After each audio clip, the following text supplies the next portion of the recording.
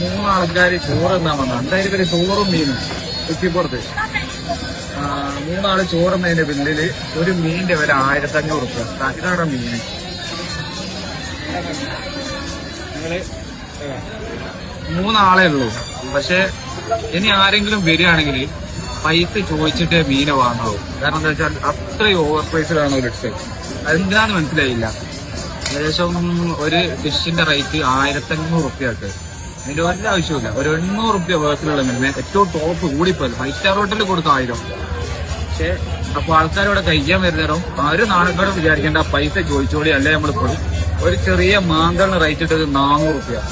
ചോറ് 3 250, 4 250, ചെറുതിന്റെ കൂടി കൂട്ടി.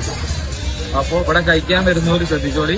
റേറ്റ് ഭയങ്കര ഓവറാണ്. ഈ പ്രൈസിന് ഉണ്ടല്ല ഒരു രീതിയിലും വേർത്തല്ല. ടേസ്റ്റ് ഉണ്ട്, ആവറേജ് ടേസ്റ്റ് ഉണ്ട്. പക്ഷെ ഇങ്ങനെ ഭയങ്കര ഹൈപ്പൊന്നും കൊടുക്കാനില്ല. അപ്പൊ വരുന്നവരത് ശ്രദ്ധിച്ചോളി.